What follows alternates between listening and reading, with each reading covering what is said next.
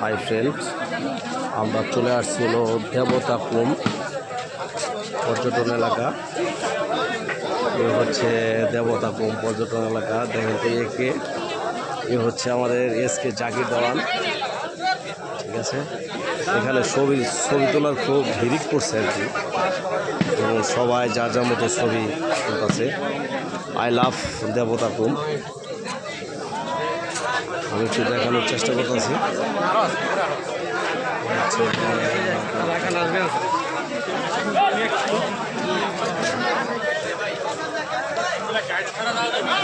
এখানে গাইড নিয়ে পরে যাইতে হয় দেবতাকুমে। কত দর্শক!